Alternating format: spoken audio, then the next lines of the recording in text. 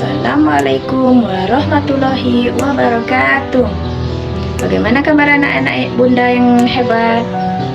Alhamdulillah, tetap semangat luar biasa. Ya, mudah-mudahan kita semua selalu sehat dan semangat dalam belajar. Walaupun kita belajar di rumah, tidak belajar di sekolah. Baiklah, di sini jumpa lagi dengan Ibu Endang. Kita akan membahas tentang panas dan perpindahannya. Sebelum Ibu jelaskan materi kita hari ini, ada baiknya kita ketahui dulu tujuan pembelajaran yang akan berlangsung pada hari ini, yaitu 1. Menjelaskan cara perpindahan kalor dalam kehidupan sehari-hari. 2. Menuliskan keuntungan dan kerugian perpindahan kalor dalam kehidupan sehari-hari. Baiklah, kita akan masuk ke materi kita hari ini, yaitu perpindahan kalor. Perpindahan kalor ada 3. Yang pertama, perpindahan kalor secara konduksi. Kedua, perpindahan kalor secara konveksi. Ketiga, perpindahan kalor secara radiasi. Penjelasan dan contoh dari perpindahan kalor adalah: perpindahan kalor yang pertama, perpindahan kalor secara konduksi ialah perpindahan kalor secara hantaran, yaitu perpindahan kalor tanpa memindahkan zat perantaranya. Pada peristiwa perpindahan kalor secara konduksi, yang berpindah hanya energi kalornya saja. Contohnya, ketika kamu memegang salah satu ujung batang besi dan ujung lainnya dipanaskan, yang terjadi adalah lama-kelamaan ujung yang kamu pegang juga akan terasa panas. Contoh lain, saat sendok berada di dalam gelas berisi air panas, ujung sendok terasa panas, walaupun ujung sendok tidak bersentuhan dengan air panas.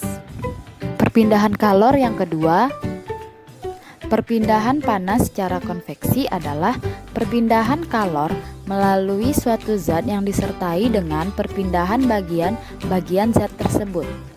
Perpindahan kalor secara konveksi dapat terjadi pada zat cair dan gas. Contohnya, bergerak kacang hijau dari bawah ke atas ketika air telah mendidih. Gerakan kacang hijau terjadi karena adanya konveksi panas dalam air yang direbus.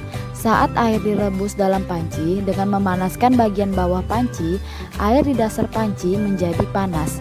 Air yang panas akan bergerak naik dan air yang lebih dingin di bagian atas akan turun menggantikan tempat air panas yang naik. Kejadian ini berlangsung terus-menerus dan mengakibatkan kacang hijau bergerak dari bawah ke atas. Dengan cara demikian, panas dipindahkan dari satu bagian ke bagian yang lain di dalam air. Contoh yang lain, perpindahan kalor secara konveksi juga terjadi pada balon udara yang naik.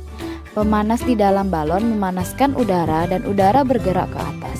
Hal ini menyebabkan balon naik karena ada udara panas di dalamnya. Ketika balon udara ingin diturunkan, yang perlu dilakukan adalah melepaskan beberapa udara panas. Perpindahan kalor yang ketiga, perpindahan kalor secara radiasi adalah perpindahan kalor yang tidak memerlukan perantara apapun.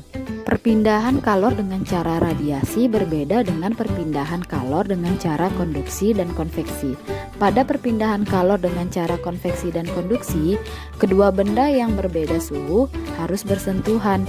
Akan tetapi pada perpindahan kalor dengan cara radiasi, kedua benda tidak harus bersentuhan, karena kalor berpindah tanpa melalui zat perantara.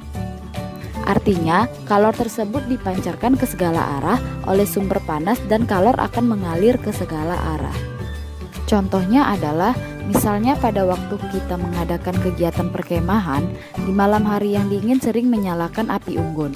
Saat kita berada di dekat api unggun, badan kita terasa hangat karena adanya perpindahan kalor dari api unggun ke tubuh kita secara radiasi. Baiklah, demikianlah tadi penjelasan materi kita, yaitu tentang perpindahan kalor. Kalor dapat berpindah dengan 3 cara, yaitu konduksi, konveksi, dan radiasi. Untuk mengetahui pemahaman kalian tentang materi kita yang sudah Ibu jelaskan tadi, kerjakan soal berikut ini. Demikianlah demikianlah pelajaran kita hari ini. Kita tutup dengan mengucap hamdalah.